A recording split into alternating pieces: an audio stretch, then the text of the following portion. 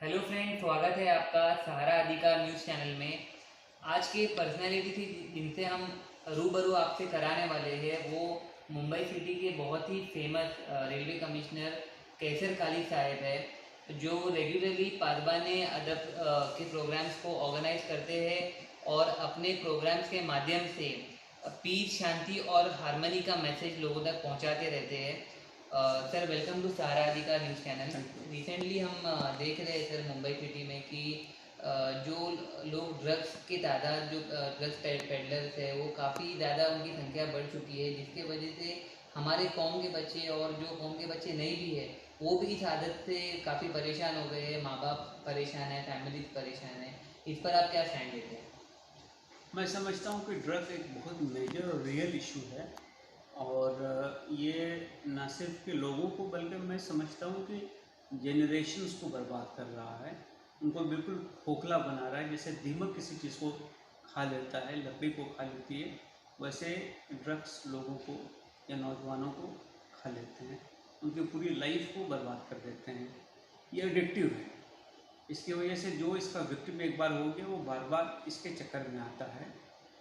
जो एडिक्ट है ड्रग का वो विक्टिम है, उसको कभी भी हमको एक्यूज़ नहीं समझना चाहिए। एक्चुअल एक्यूज़ वो आदमी है जो पुशर है, ये जो सेलर है, और जो विक्टिम है वो हमसे सिंपैथी और एम्पैथी का तकाजा करता है। तो इसके लिए समाज के लेवल पे, सोसाइटी के लेवल पे, परिवार के लेवल पे और डिपार्टमेंट के लेवल पे मुझे लगता है कि कोशिश होनी बहुत ज़रूरी है। मैं रेलवे की अगर बात करूं तो रेलवे पुलिस कमिश्नरेट ने पिछले एक साल में 600 से ज़्यादा केसेस किए हैं ऐसे मैटर्स में। इसके अलावा जो दूसरी बड़ी बात है कि ये एक सप्लाई बेस्ड एक्टिविटी है। सप्लाई बेस्ड एक्टिविटी ऐसी एक्टिविटी होती है जो कि जिसमें प्रॉफिट इन्वॉल्व है, प्रॉफिट जनरेटिंग एक्टिविटी है, जिसका एक नेटवर्क होता है। ड्रग्स अमूमन इंडिया में क्योंकि कल्टीवेशन है और वो लीगल है क्योंकि वो लाइसेंस देकर किया जाता है, उस पर काफ़ी स्ट्रिक्ट सुपरविजन भी गवर्नमेंट ऑफ इंडिया की है। बहुत सारा जो ड्रग हमारे पास है वो बाहर से आता है, कुछ केमिकल ड्रग्स हैं। तो एक तो अवेयरनेस होना बहुत ज़रूरी है इसके बारे में, और शुरू से अवेयरनेस होना ज़रूरी है। ये जो नौजवानों में अब एक बात आ गई है कि ट्राई करके देखना, खुद करके देखना, इसकी एक बड़ी वजह ये भी है। दूसरी जो बड़ी वजह मैं समझता हूँ वो ये है कि फैमिलीज़ में बहुत ज़्यादा है। माँ बाप बच्चों से बात नहीं करते, बच्चों की लाइफ में क्या चल रहा है, किन हालात से। जो बात है वो है कि ओवर द काउंटर जो ड्रग्स मिलते हैं, चाहे वो कफ के सिरप के तौर पे हों या सॉल्यूशंस के तौर पे हों, जो लीगल हैं लेकिन बिना प्रिस्क्रिप्शन के बेचे जाते हैं, तो उस पर भी कंट्रोल होना ज़रूरी है। क्योंकि कई बार हमने, और चूँकि को मालूम है कि मैं मुंबई सिटी में लंबे समय तक मैंने काम किया है और मैं ईस्ट रीजन का एडिशनल कमिश्नर करीब 3 साल था, तो वहाँ मैंने इस चीज़ को पाया कि वहाँ बहुत सारे बच्चे ओवर द काउंटर ड्रग्स को ही यूज़ कर रहे हैं, जिसके लिए प्रिस्क्रिप्शन ज़रूरी था, लेकिन प्रिस्क्रिप्शन के बिना केमिस्ट उसको बेचते थे। तो एक उस पर कंट्रोल होना बहुत ज़्यादा ज़रूरी है कि ज़्यादा क्वांटिटी में अगर कोई आदमी इस चीज़ को ले रहा है तो उस पर एक सुपरविजन होना चाहिए, उस पर कंट्रोल होना चाहिए। इसके अलावा एक इम्पॉर्टेंट चीज़ ये भी है कि एक ड्रग का कल्चर समाज में बनता जा रहा है, स्पेशली जो एलीट सोसाइटी है वहाँ पे बहुत बार ऐसी चीज़ें हो जाती हैं कि इसको एक पार्टी का एसेंशियल हिस्सा समझा जाता है। मैं समझता हूँ कि बहुत एक रॉन्ग ट्रेंड सेट हो रहा है समाज में इसके ज़रिए, और किसी भी फ्रस्ट्रेशन का, किसी भी स्ट्रेस का, किसी भी दुख का, किसी भी गम का इलाज न शराब में है और न मैं समझता हूँ कि ड्रग में है। ये इन चीज़ों का इलाज पॉजिटिविटी में है, हॉबीज़ में है, साइकोलॉजिकल काउंसलिंग में है, साइकोलॉजिकल ट्रीटमेंट में है और एक बेहतर समाज बनाने में है। तो हमें इसकी कोशिश करनी चाहिए कि हम समाज के लेवल पे, डिपार्टमेंट के लेवल पे, स्कूल्स के लेवल पे, फैमिली के लेवल पे, हर जगह पे लड़ाई लड़ें, और तभी जाकर हम अपने आप को और अपनी सोसाइटी को इस चीज़ से बचा सकते हैं। सर, मेरा एक छोटा सा सवाल है सर।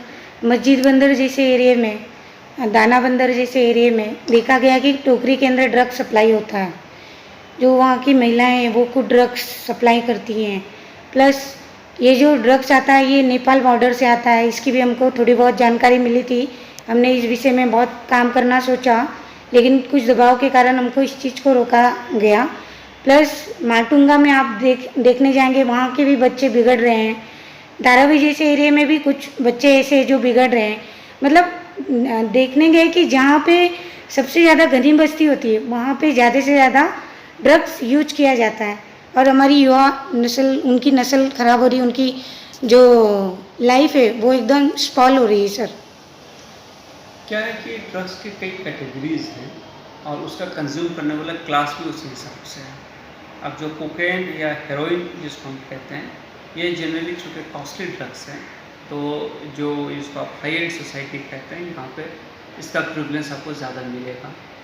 जो एमडी है या लोअर एंड के ड्रग्स हैं, वो गरीब मोहल्लों में जहाँ के परचेजिंग पावर लोगों की कम है वहाँ मिल जाती है। ओवर द काउंटर ड्रग्स का भी यही हाल है। और ये तमाम चीज़ें सोसाइटी के लिए एक बड़ा चैलेंज है, डिपार्टमेंट के लिए एक बड़ा चैलेंज है। और एक रैकेट है, इंटरनेशनल रैकेट बहुत बार इसमें दिखता है। तो बेचने वाले तो थोड़े से प्रॉफिट के लिए इसको बेचते हैं, वो इस चीज़ को नहीं समझते कि इसका नुकसान लोगों पे क्या होता है। अनफॉर्चुनेटली ड्रग का नुकसान तुरंत नहीं होता है, ये पहले हैबिट फॉर्म करता है, धीरे धीरे आपके ऑर्गन्स को वीक करता है, आपको डिपेंडेंट बना देता है और कहीं जाकर कुछ सालों में ये आपको इस ढंग से कमज़ोर कर देता है, तोड़ देता है कि आप किसी न किसी बीमारी का शिकार होकर फिर आप हेल्थ के लिए बड़ी चैलेंज क्रिएट कर लेते हैं। तो ये ख़रीद बिक्री जो तुरंत हो जाती है, ये अनफॉर्चुनेट है। इसके लिए हमको सोसाइटी के लेवल पे और पुलिस डिपार्टमेंट के लेवल पे बहुत सजग रहने की ज़रूरत है और इनके साथ कोई कंप्रोमाइज़, कोई मरम्मत हो नहीं हो सकती है, की नहीं जा सकती है। हमको हर हाल में इन लोगों के बारे में डिपार्टमेंट को, पुलिस को इन्फॉर्म करना चाहिए। अगर कहीं हम ऑर्गेनाइज एक्टिविटी देखते हैं, तो जैसे मुंबई सिटी में एंटी नारकोटिक्स सेल है, एएनसी है, NCB national narcotics control bureau है, इस जगह की बहुत सारी एजेंसीज हैं, तो हमको उनको इन्फॉर्म करना चाहिए। और सोसाइटी के लेवल पे मैं समझता हूँ कि सिटीजन्स को भी एक मूवमेंट चलाने की ज़रूरत है। जिस एरिया में ड्रग्स ज़्यादा हो रहा है या जिस एरिया में ड्रग का प्रिवलेंस हमें दिख रहा है, वहाँ पे हमको एक मूवमेंट चलाना चाहिए, लोगों को अवेयर करने के लिए, नौजवानों को अवेयर करने के लिए, एक्टिविस्ट को अवेयर करने के लिए, डिपार्टमेंट को अवेयर करने के लिए। और हमको लगातार डिपार्टमेंट के कांटेक्ट में रहकर इन चीज़ों से निजात हासिल करने की पूरी कोशिश करनी चाहिए। एनडीपीएस एक्ट बहुत सख्त एक्ट है और अगर इस पर कार्रवाई होती है, इस एक्ट के तहत कार्रवाई होती है, तो बहुत दिनों तक ये लोग जो है जेल में भी जा सकते हैं, ज़मानत जल्दी नहीं होती है, कन्विक्शन भी इसकी बहुत सख्त है। हमको इसके लिए कोशिश करना बहुत ज़रूरी है और आपने जो जगह बताई उसको हमने नोट किया है और हम कंसर्न जो उस एरिया के ऑफिसर्स हैं उनको ये चीज़ कन्वे करेंगे।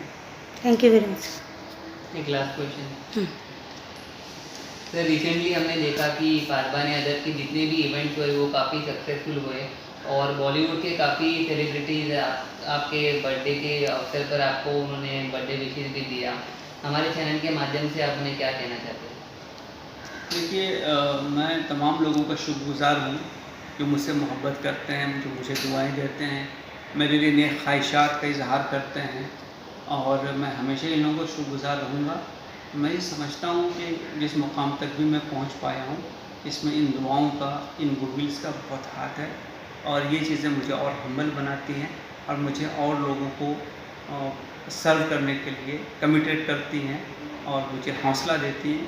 मैं अपनी पूरी ताकत, पूरी एनर्जी लगाऊं समाज को सर्व करने के लिए, समाज के लोगों की खिदमत करने के लिए। तो मैं उन सब का शुक्रगुज़ार हूँ जिन्होंने कि मुझ पर प्यार निछावर किया है, मुझे दुआएं दी।